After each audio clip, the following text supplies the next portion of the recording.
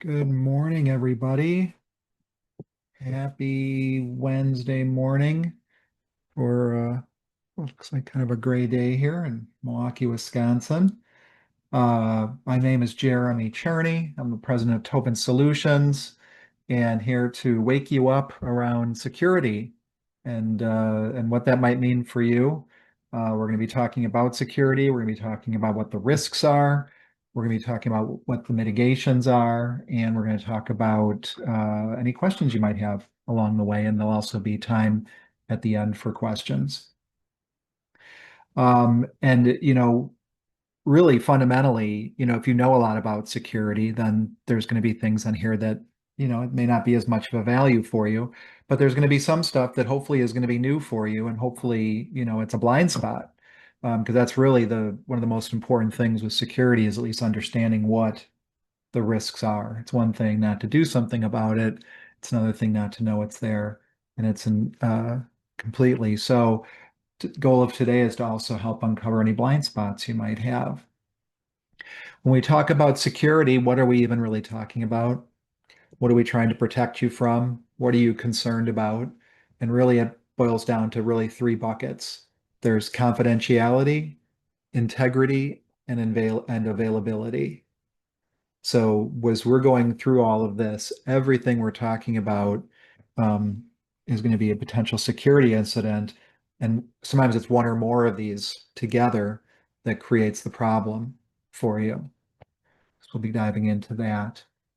Um, Security is often thought of metaphorically as a chain of trust. And in reality, that's how things are designed with security, where sometimes one piece of security is linked to another. And like any good chain, it's only as good as its weakest link. And since you're under constant attack, the weakest link is, where they're going to hit. And since you're under constant attack, you have to be right 100% of the time, which is just kind of difficult to imagine. But that's really the case. Um, you also want to understand that security is a process, not a product. It is something that's, there are technologies that you buy, there's services that you buy that, provide security, but fundamentally those are all going to be backed by some kind of a process. And if they're not, then they may not be set up or configured properly to even do what you want to do. So today we're going to be talking about what are the best practice, like minimum things you want to have when it comes to security to keep yourself safe. The first best practice, and it's not that exciting, is to uncover those blind spots, is to do what's called a security assessment. That is where we look at your systems and we look at your different assets that you have and what you're trying to protect. And we look at how they're used and configured. We stress test them and produce a report with actionable information. And that's really the first thing you kind of want to do, because in order to protect something, you have to know what you're protecting. You have to know what it is. So having that security assessment is best practice. That'll set the tone for everything else you do around security. This is a blind spot. You could have an all-in-one printer from HP. This is just an example, but this is what was going on with this printer. We were able to take complete control over the printer just by sending a malicious fax. There's no prerequisite for this attack. All you need to do is send a malicious fax to the printer and you have control. So that was unexpected. That was unexpected that someone had a printer, all-in-one printer that a lot of people have and use, and it also can receive faxes. Not a lot of people doing faxing these days, but certainly still something they do. And someone is able to send them a malicious fax and take over that printer, which then allowed them to take over the rest of the network. So that is a blind spot. And that's what we're talking about. It's those kinds of things that if you don't know it's there, you're going to have a potential issue. Something else we want to talk about, and this is kind of getting your mind straight around some of this, and that is that you really can't trust anyone when it comes to security, unfortunately. To Their only trust is becoming verification. And it's not trust first and then verify. It's verify before you even trust. You have to assume that every connection to your network may be compromised, either internally or externally. A lot of times people think, oh, I have to protect myself from the internet, which you do, but they don't really worry about what happens when people get on the inside. Well, that's where the magic happens for them. For the hackers, they're looking to get on the inside. So all these attacks you're hearing about, someone got in. So you have to worry about what happens on the internal side. They're not automatically safe. You need to verify that the right people, the right devices, the right data, all of that is being accessed and used properly. And you have to continuously verify people. You can't just ask for a password once. You have to come back and ask them again. You have to make sure the rest of your network is safe. And you also want to do something called least privilege.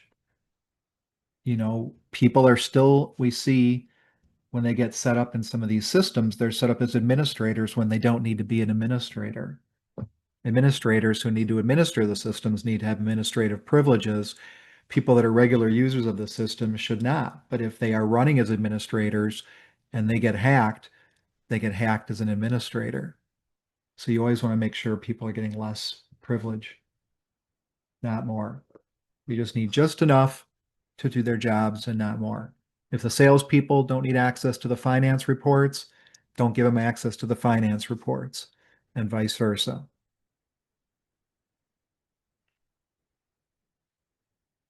Presumably, some of you are here because you're concerned about security. Either it's part of your responsibility or you saw a headline around it, and the headlines aren't going away, unfortunately.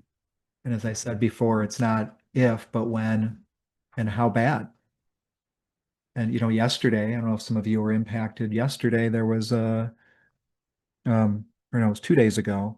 Amazon had a big outage, impacted lots and lots of systems and lots of different components of systems. People didn't even know that their systems were reliant upon Amazon, and Amazon had that outage and caused issues. Um, so we're starting with a worst case scenario. Worst case scenarios, you have been attacked, you can't recover, or recovery is going to be costly. You might have people that are counting on you and commitments you've made. You want to operate your business and you need your computers to operate your business, and without them, you're not making any money. You want to have proper cyber liability insurance. That's the backstop for everything. And I still routinely run into business owners who just don't do it. They don't believe in it. They don't want it.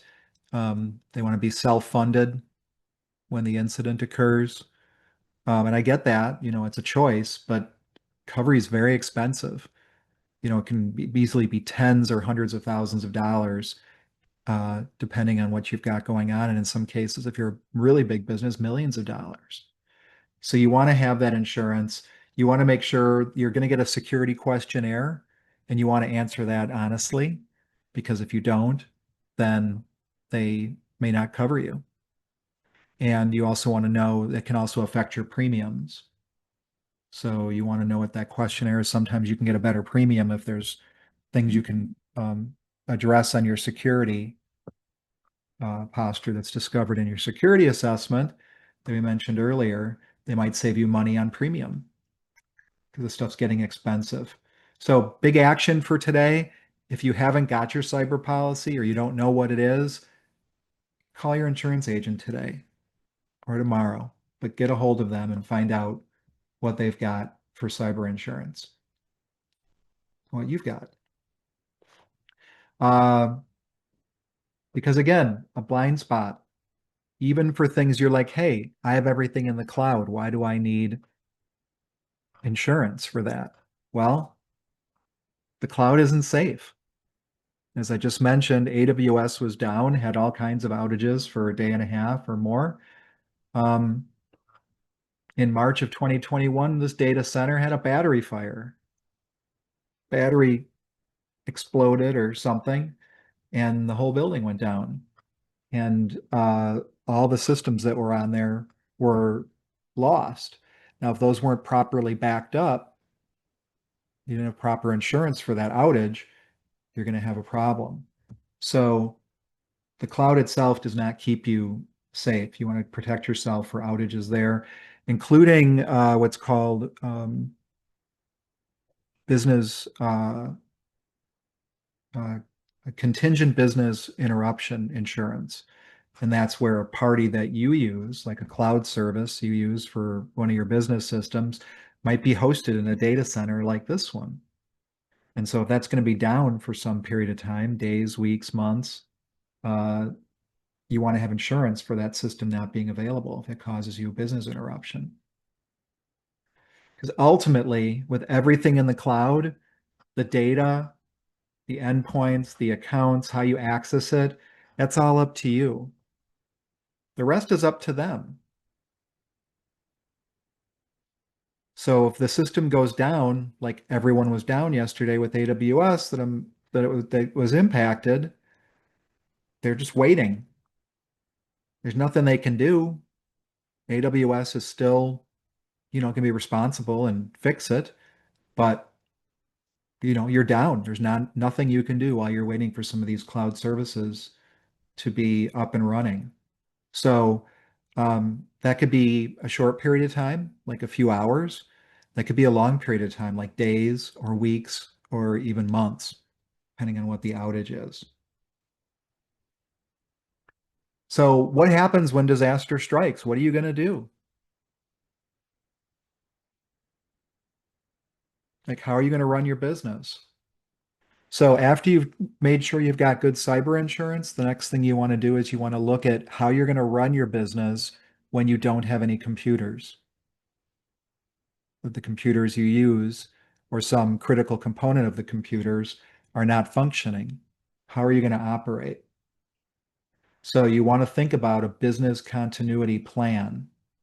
That's how do you keep your system running when the systems, I mean, how do you keep your business running when systems are down? And why do I have a picture of guest check here? Because, if I've gone to my favorite diner for years and they know me and I know them and I know my order and all that kind of stuff. And then one day I go in and they start taking my order with iPads. Oh, hey, Jeremy, you want your Denver omelet and toast and all that? Great. So they put it in the iPad. And then one day their internet's down or their point of sale system is down. What's their business continuity plan? Well, Marge goes into the drawer and pulls out the book of guest checks, and she can write down my order. One Denver omelet, toast, coffee. And then she can walk it back to the kitchen and they can make my food and hopefully, pay with cash, if the point of sale is down. But the point is they have a plan. They have some way they can conduct business when their main systems are down. So you want to be thinking about what is your plan? You want to do what's called a tabletop exercise. And that's sitting around with the main stakeholders, with the people that are critical to using the systems, and think of a plan. Hey, we use this manufacturing system in the cloud. And, what happens if it's down for 2 days or 3 days? What do we do? It's where we get our job specs from. It's where we do our job costing. It's where we do our billing. It's where we do our collections. So you want to sit down and it's really a thought experiment. It's not meant to be geeky. We're not here to talk about the bits and bytes of that. We're here to talk about the systems and how you use them and what you're going to do in the meantime when those systems are down. How are you going to conduct business? Because it hasn't happened to you yet because of a natural disaster like a fire or flood or some other IT outage. It's likely to happen. The IT outages are just happening way too often. If you were trying to get your test results and you were from the Milwaukee area, uh, when was that? Last spring, I think, when Ascension had a cyber attack and you couldn't get any of your test results. Or one of the testing companies, the lab companies, I think, had a cyber attack. So you got to plan for these things. Otherwise, when it happens, it's just going to be a best effort and everybody scrambling, trying to do the best they can in that circumstance. But without a plan, what do they say? Lack of planning or good planning prevents poor performance, right? This is not an area you want to have poor performance when you're dealing with a disaster. And it takes something to think it through because there's a lot of moving parts to some of these systems and some of the things that people do and what they rely on. So best practice is get that tabletop exercise scheduled. We're happy to come in and help you lead that if you're not sure how to facilitate something like that. And you still have probably some data to back up. The cloud is backing up your data, but they're still not responsible for fully backing it up in all the different kinds of use cases that might be out there. So you might still have servers in-house or a legacy system or something that you still need to back up. Cloud services like Microsoft 365 and Google Workspace and Salesforce, those can be backed up as well, and we recommend that you do get them backed up. Salesforce is dealing with a really interesting problem right now where someone has claimed to hack a bunch of their clients and their client sites. So if they have to go back and try and restore data from the past, they may be out of luck if they haven't got it. So there's challenges. And then even backing up your desktops and laptops, because there's other reasons that might be the case. Even if you've got data up in the cloud, if you have ransomware and you've got 50 computers, it takes a long time to reload 50 computers. So if we can reload them back from a backup, or if you had a hard drive die, some other disaster, sometimes these even for legal actions, you want to have backups of computers in case there's going to be some HR problem. Sometimes you need it for forensic evidence. So you want to have at least 3 copies of your data.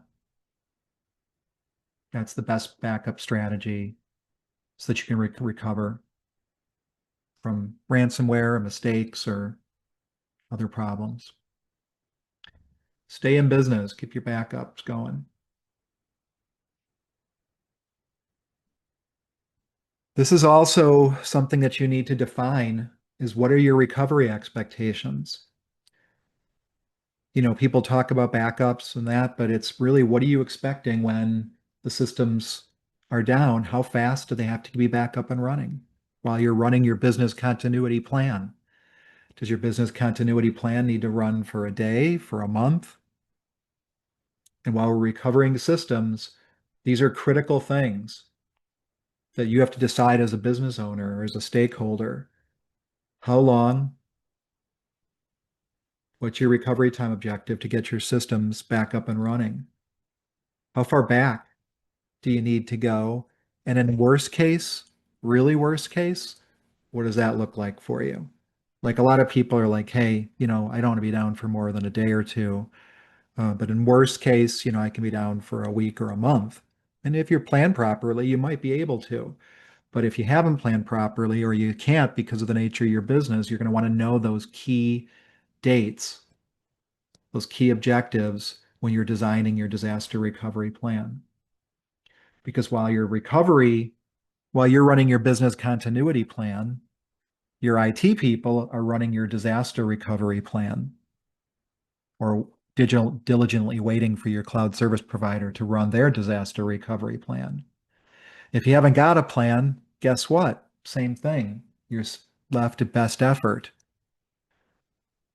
Now, some of you have backups and you get a little green check mark that says things are backed up, and that's good, but that's not a backup disaster recovery plan.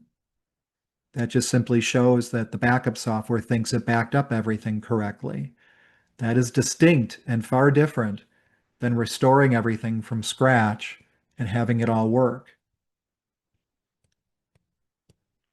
There's a lot of things. If you go and look at all the backup software out there and you just look at all the forums of people with problems trying to restore systems, it doesn't always go as planned. And part of the problem is you got to test it. You got to have a plan for it. How do you get your servers back online? What are you going to do there? And have a test that you can actually verify it. So some of our clients that use one of our higher end backup solutions, not only does it back everything up and it sends it to the cloud, but we can bring everything, your servers up in the cloud and test your system without taking you down. Can have you log in remotely through a VPN and verify that your QuickBooks works or whatever applications you want to test from the servers. And that way you really know. And then that book gets updated, who to call, who's your insurance company, who are the key people, phone numbers, all of that. And then, in case of emergency break glass, we bring out the book and we know how to bring your systems back up and running. And if you've done the business continuity planning, you know how to run your business while we're bringing your systems up. Who's doing all this? Who is wasting their time? If it's not Mother Nature, who's, if it's not an accident, like the AWS one was yesterday, who are people that are doing it maliciously? Well, you get a handful of different groups of people. You get the script kiddies, which are basically just people that are just seeing to, hey, let me try, let me figure this stuff out. I can Google how to do some of this stuff. And what used to be in the realms of brilliant hackers is now in the hands of people that can copy and paste a script. So script kiddies try stuff out. You do get the malicious insiders. You do have people inside the organizations that, are willing to sell you out. They're either willing to, or they're willing they're just taking information. Maybe it's somebody who wants to take a sales list or, intellectual property or something like that. You do get organized cybercrime. That's probably one of the biggest. And that's, all the people doing ransomware. But you get people that are doing it for a cause or to go against their government, or sometimes it's just governments going at it against each other, um, that are also causing these problems. So they're doing this. Um, the ones that I get really scared of are the ones that are doing it as a business because they make a lot of money. This ransomware, they're making hundreds of millions of dollars um, a year by ransoming people's systems. And it turns out it's not when anytime you got a good business out there, you get other people that jump in on the business. And what happens in business when you get a lot of people that jump in on the business, you get specialization and things like that. So you get some people that all they do is the ransomware piece. And then they have an affiliate. You can actually join and become a ransomware affiliate, and they'll help you get you set up almost like a franchise model, like you're trying to set up like a new McDonald's or something like that. They give you how to get set up in operations, and then they take a cut. You get malware as a service where you can just buy the spyware and have it deployed, or denial of service attack, where people set up bot networks to attack websites with sending it so much information, they get overloaded. Phishing, which we all see. So it's a big business. And these people, it's not, like I said, they're like showing up to work. They got healthcare, they got, PTO and all of that. And they're making a lot of money doing this awful business. Ransomware is the big thing they're doing. That's where you get, the message that your files are being locked up. Someone somewhere did something. Someone clicked on a file. Someone didn't follow one of the best practices that I'm sharing with you today. Sometimes you were just the first person that got bit, and no one knew about this type of attack, and you were the unfortunate first, patient zero kind of person. But you'll get that malware, you'll get that message that pops up saying, hey, tick, tick, tick, we're going to start deleting your files if you don't pay up. This is an old one because it's saying only pay $200 in Bitcoin. Now it's tens of thousands of dollars, millions of dollars. It depends. Plus the remediation costs once you get ransomware. And ransomware is, it's your instead of the your loved one being taken and held for ransom, your data, which is maybe the next best thing to your loved ones, is your business data is taken for ransom, and you can't get at the data because it's locked up. And if you haven't got a good backup system that's well protected, you might have to pay that ransom. sometimes you have to pay it anyways, because what they'll do is even if you haven't got a good backup system, they take the data. They do what's called data exfiltration. So they take your data, they take your intellectual property, they take your business records, contracts, price lists, customer lists, whatever. And then they first of all send it to you as proof of life. That's kind of like again, when in the movies, when they take when someone's hostage, they'll send a finger or a picture of them with the newspaper that day. They'll send back some of your data so that yeah, this is not a scam. They'll send you back a piece of a contract or something like that, and then threaten to expose it. And that may or may not be a big deal for you. I don't know. For some companies, it's a huge deal. Um, and but that's what they do. That's part of the scam. So even if you can recover, even if you've got good backups, you're like, hey, I went to one of Jeremy's webinars, I took his advice, we're all set, and we can recover. You still might have to pay if you don't want that data exposed. One way to avoid having your data exposed is via encryption. And it's actually kind of difficult to do. And a lot of people misunderstand what is or is not encrypted and all of that. But there are times where there's certain types of encryption you want to have in place so that if someone does try and get your data, that they can't get at it. Even if they have the files, they're encrypted. Or someone, if there's a laptop that has files on the laptop and you've got the laptop hard drive encrypted, then even if they get the laptop, they won't be able to get at the data um, because it's encrypted. They'll just be able to resell the laptop for, pawn it or sell it for parts or something like that. So one way you deal with the data exfiltration is that encryption, decryption, and sometimes it's, you really want to do it if you're doing anything with banking information. Um, and some of you are walking around with flash drives still, and people are putting backup folders, people are putting office documents, spreadsheets, things like that on there. And those are just, going to be lost or stolen or something at some point. So, yeah, you definitely want to be making sure where you can be putting encryption on that you do it. Even in email, not all email is secure. Most email isn't. So depending on what your goals are, there's ways to encrypt email so that you can ensure that the person receiving it is the one that can decrypt it. So if you want to have a conversation around that, there's some options to help with that data exfiltration. Um, Back in March of 2017, this is such a great example, even though it's an old example. Equifax, which is one of the big credit reporting agencies, uh, they had a hack. They had a customer complaint web portal, which I'm sure gets a lot of use as an editorial on the credit reporting agencies. And but that portal is run by software, and there was a known vulnerability that they didn't patch.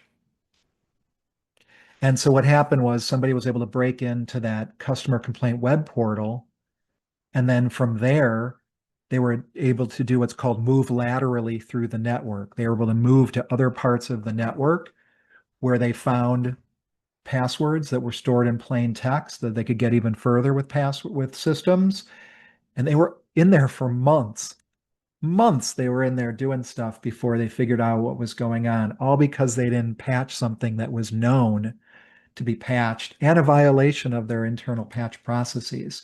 So why am I talking about that? Because you want to make sure you're doing software patching and not just basic software patching. You want to patch everything.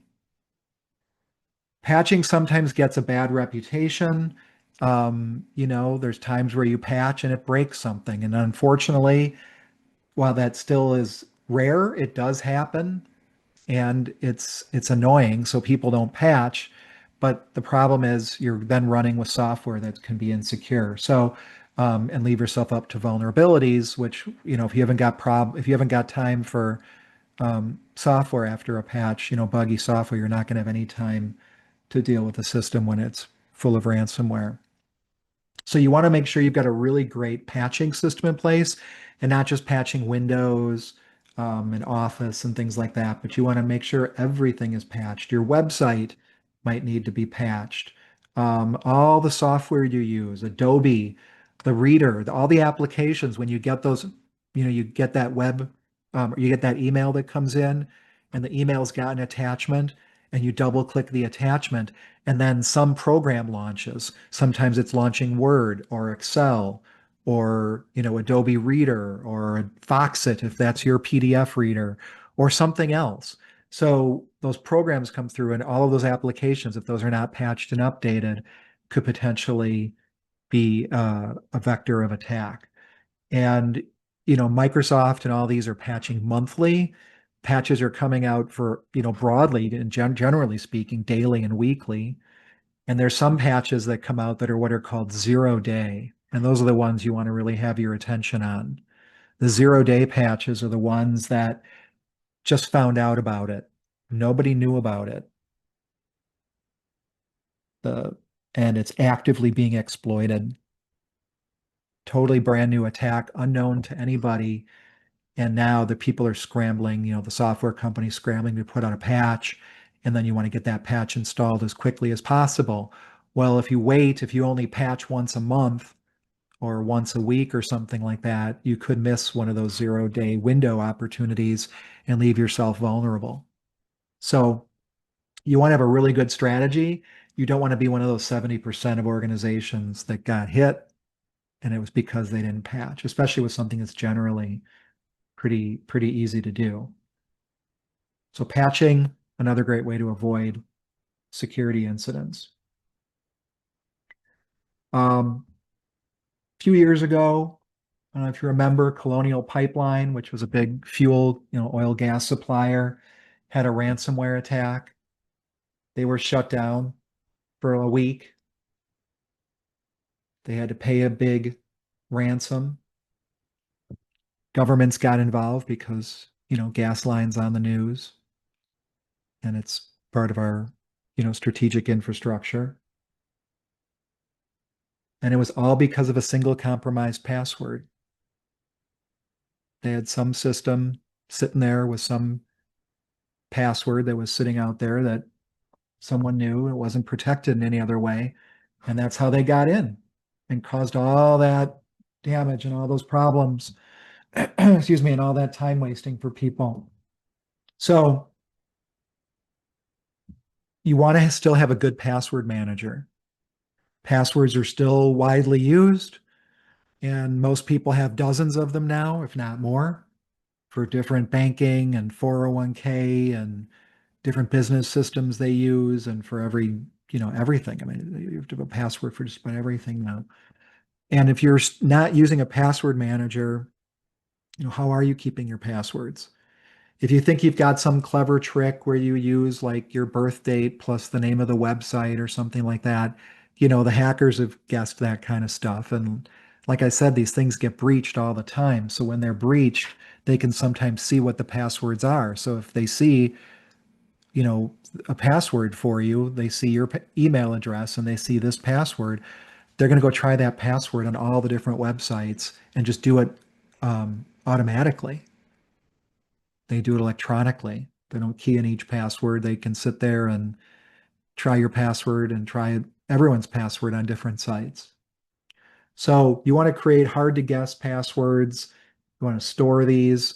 You want to have them that, at work passwords are not your property. They're the property of work. So if people have passwords for things at work, they shouldn't be using a personal password manager. They should be using a work-related password manager. Then that's something that you, as the business owner or the person responsible for data security, can, hold back the passwords or grab the passwords if you need to. So you want to be thinking about that. And by the way, there's what's called an emergency feature on these. And, that is strongly encouraged, especially for personal use. This conversation we're having on security is not just for your business, it's for your whole life.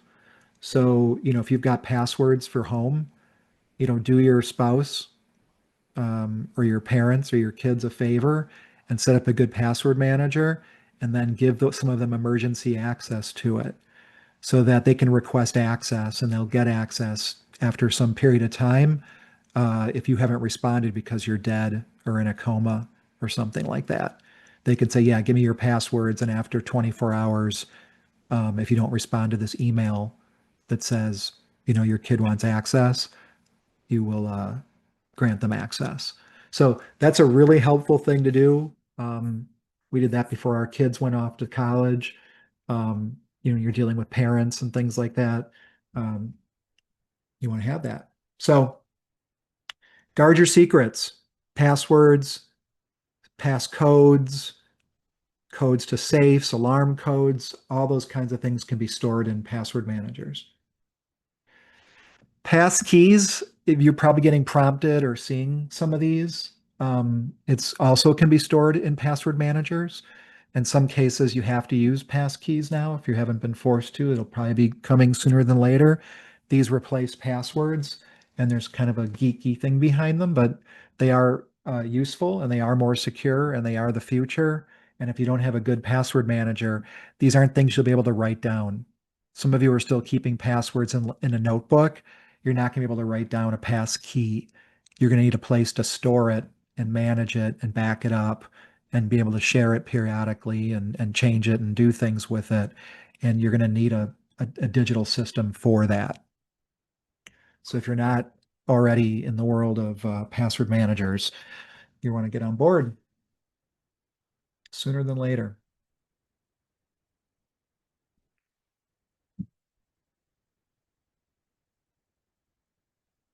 Most of us are pretty well versed in multi-factor or two-factor authentication. It's some of the best security you can have still. If you haven't got it on your account, you really recommend you add it because as you're seeing, if you haven't seen already, there's so many ways people can get and use your password and get access to things that if you haven't got this extra factor, this extra thing that, proves you're you with your fingerprint or Face ID or something like that, or a security key, it's the only way to really um, prove that you're you. And if someone from, you know, North Korea or Russia, fools you into giving away your password and they try and log in as you, if they haven't got this multi-factor token, they won't be able to get in. So it's pretty simple. And you want to enable this not just on things like you would think of like your email and your bank, but you also want to do it for your workstation when you log in.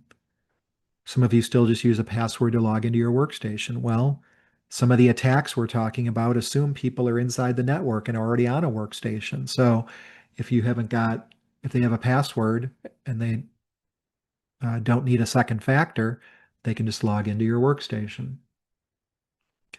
Where you get your phone, your mobile carrier, your account for that, because so much rides are on your mobile phone. You want to protect that like you protect anything else.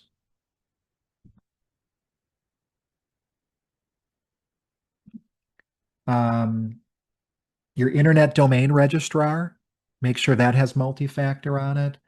And protect your email, of course, because for a lot of these systems, their final backstop, if they're poorly designed, is still to send you an email to prove you're you. And so you really want to make sure your email is protected with multi-factor, or if you're giving access to your email to anybody. So this neighborhood watch, group of people living together in the neighborhood, all together around a singular purpose to keep the neighborhood safe and working together. If you see something, say something. Let people know there's people walking around the neighborhood that are got an eye on things. You want to do the same thing around IT for security awareness training. You want to make sure that your team is trained up on things.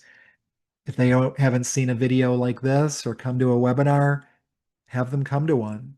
Have them watch one of these ones that we have that are available on YouTube or any of the other zillion, just to keep people top of mind thinking about security. Don't get complacent. And everyone should have training. And make sure you train people on their first day of work because sometimes they're the ones that are most vulnerable. They post that picture on social media, how happy they are to or you might even post it for them, letting them know you got this new member of the team. Well, guess what? They get phished almost immediately. Their cell phone's available. They'll get a text that day saying you want them to buy uh, gift cards, and people do it all the time. So give people training, give it to them often, test them, send fake emails. We do a service for our clients where we send a fish testing email and see who clicks on it. And we can run a report so that we can give more training and give a talking to. And you might even decide to let somebody go if they're repeatedly causing you security issues, because it's just a matter of time before it costs you tens or hundreds of thousands of dollars. So, and everyone you talk to, including Tobin, we have technologies we put out there, firewalls, anti-spam solutions, antivirus, endpoint detection response, all of that stuff still gets through with all of that technology, and AI this and AI that stuff still gets through. So your people are still your last best hope, because they're also the ones that are a target, right? They're targeting your people. They're using social engineering to take advantage of just your humanness and our willingness to trust, our willingness to not want to be conned, hide out. They use a lot of fear and urgency, and they try to pretend someone that you trust. It's a total con game. And now with AI, it's ridiculous. I mean, it's so real. It's insane. So, we still do a slide like this where we talk about, the social engineering red flags. Looking at where it's from is certainly still something you want to do. But, it's not the days of broken English. It's still not, most of the time it's AI now. It's going to be speaking very well. It may even be scraped your social media page and knows you just got back from a vacation and, with so and so. It might even reference stuff like that, all with being automated via AI. The sophistication of the attacks is going up with artificial intelligence. The deep fake stuff, I mean, it's insane how good it is. I mean, on one hand, it's so cool. When you look at some of the things where people generate pictures and movies and funny things, I mean, some of it's hilarious, but it's also uh, tremendously dangerous when it's used against us by our government or by perpetrators trying to hack us. Um, Automatic target selection, adversarial attacks where AIs are attacking each other. I mean, it's going to be more and more insane. And if your people are not trained up, they're going to fall for it. They're going to fall for it. They're going to think it's you.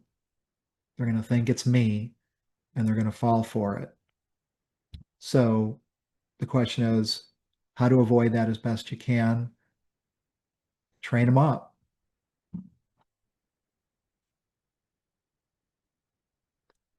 People are starting to use artificial intelligence in the workplace, right? People are using ChatGPT.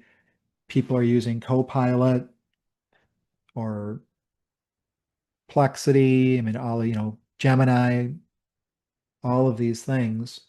And uh, there's real security worries about that, sensitive data leakage.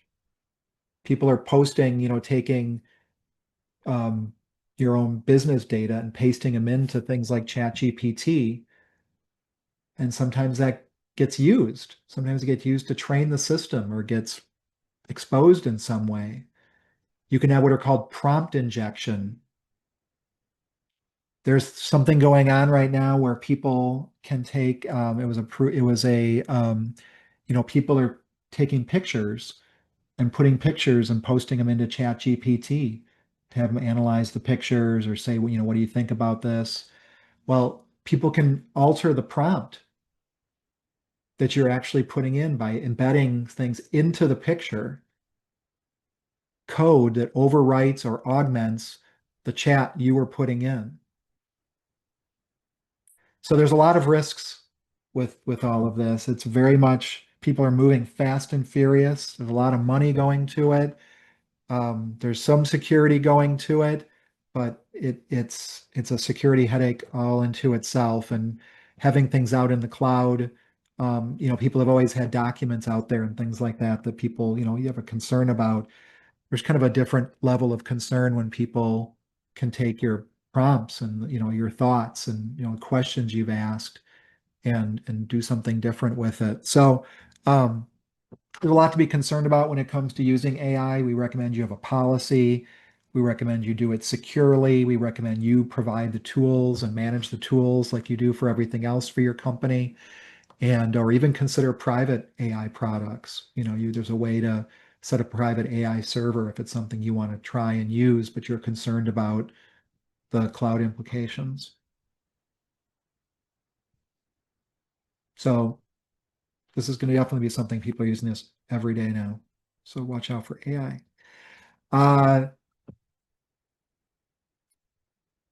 You want to have like a pre-shared code word or phrase for your team for transfer of money. I recommend you do this with your family over Thanksgiving. Sit down because these deep fakes are getting so good that it's you want to have something that is not written down anywhere. Come up with your passphrase, whatever it is. Don't write it down. Don't make it your phone number, but something that you'll all remember and use. Maybe you write it down and put on a piece of paper in your wallet or something like that, but don't put it down digitally anywhere. And then if someone calls and says, "Hey, uh, I need you to transfer $20,000 to this business consultant that I'm going to be using for a special project," you can say, "Sure, no problem. Let me call you up. And what's the passcode? What's the passcode?" Very simple. Or, there are things that are, with YouTube and everything and everyone's social media out there, especially with the younger people of today. There are very good voice video samples of people that they're getting deep fakes and being sent to grandma and grandpa saying, "Hey, I'm in jail. Don't tell mom.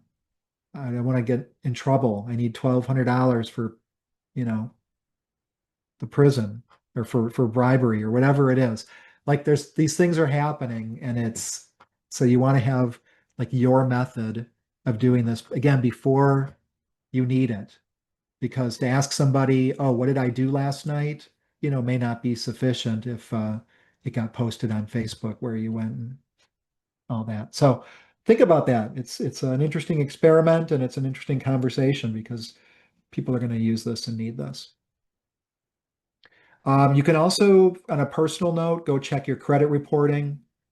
You want to put fraud alerts and credit freezes on because these are getting breached every day. Every day. Every time I go to a new doctor, like, what billing system do you use? So I can write it down so I can think about when their billing system gets breached, where am I going to have a problem? So get ahead of it. Unless you're about to buy a house or a new car or something like that, you know, put a fraud alert, put a credit freeze on, go to those credit reporting. And it's not easy. They don't make it simple. Those web portals they have, they're all each have their own little things. And along the way, they're trying to sell you stuff and get you to kind of steer you away from the basics and have you buy something that you can obviously, if you find value in it, buy it. But, most of the time, like I said, I just want you to get out there and set these things up ahead of time. That way, when the breach happens, you're a little less concerned. Anytime you're transferring money, these are the people that need to see this webinar more than anything. The people asking for money, sending for money, receiving money, transferring money, authorizing expenditures. make sure that anytime it's involved money, that you get verbal approval or some other mechanism that you trust. And like I said, an email may be insufficient. You may need a code word or literally go up and walk up to the person's desk and ask them, did you really want me to send this? But it happens all the time where money gets, the information where money is supposed to be sent gets changed.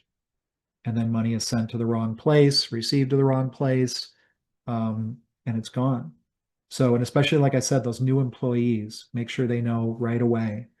If you handle money, you want to have extra special responsibilities when it comes to IT security because it's all about the money for most people. Compliance, depending on what your business is, where you do business, what kind of contracts you've signed, you may have some compliance needs and you want to make sure you're in compliance. If you're out of compliance, it may mean you're not going to get paid out by your cyber insurance.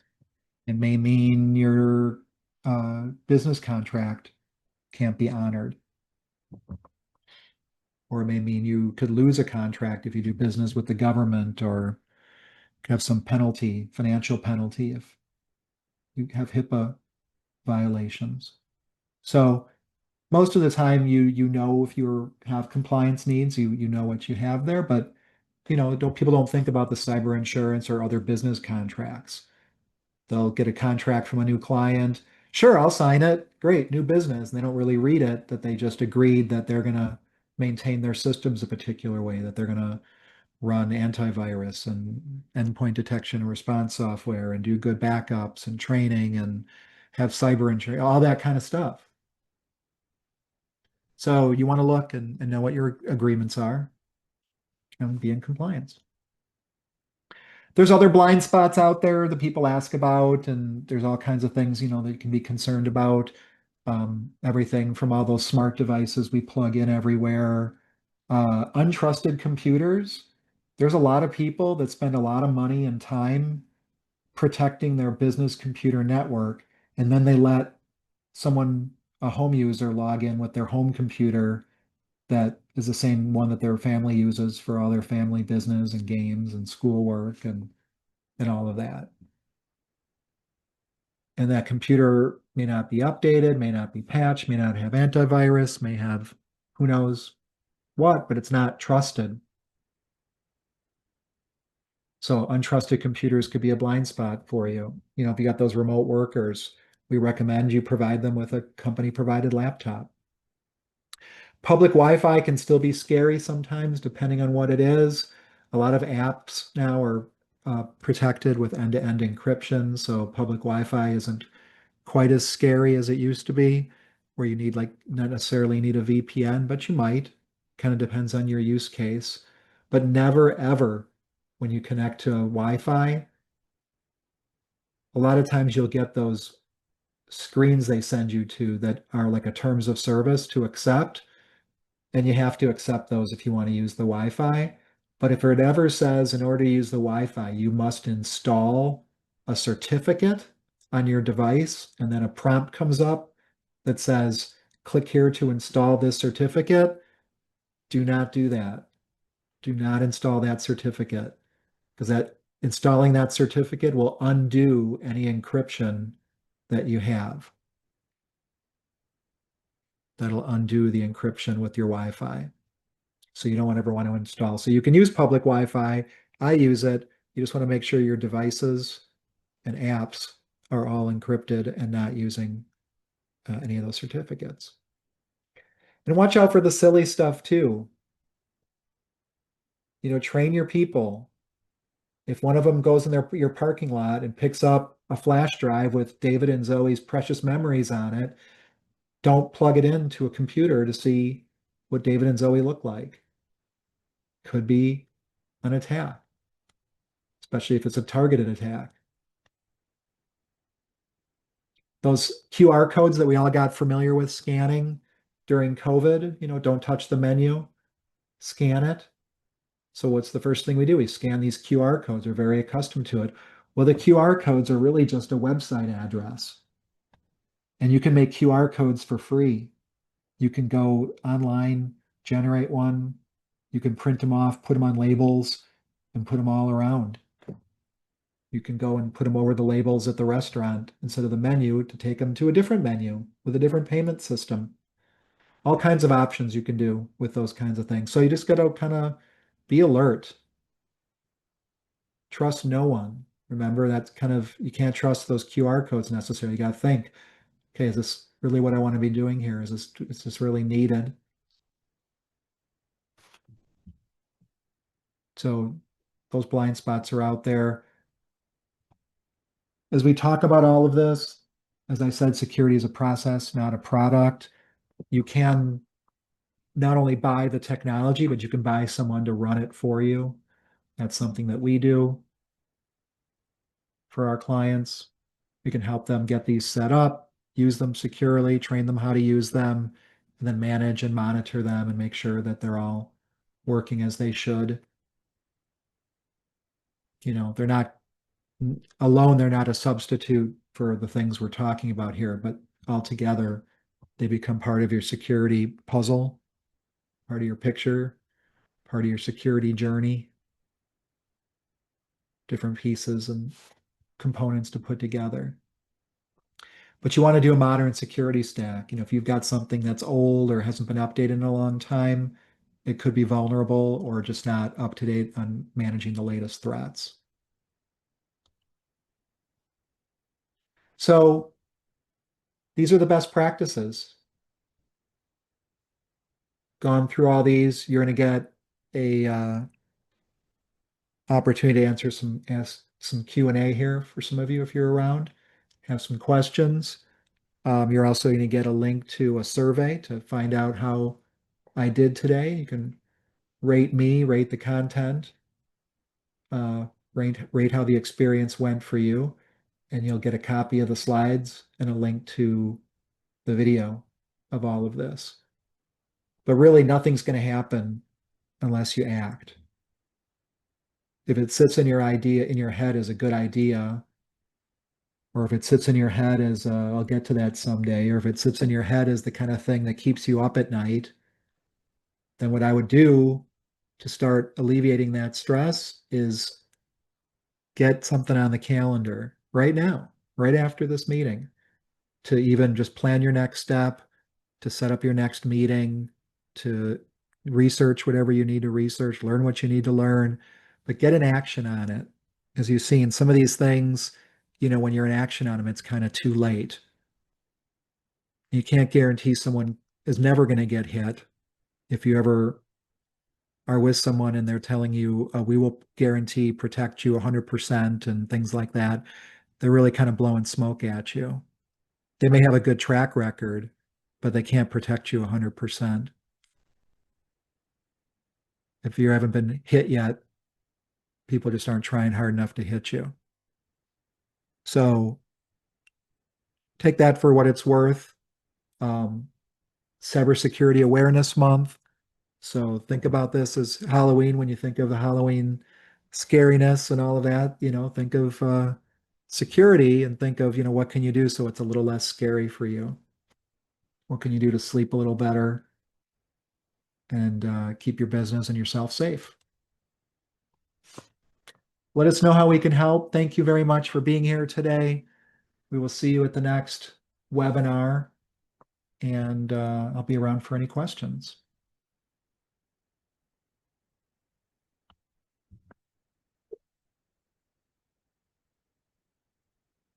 You're welcome, Eldon. Thanks for being here today.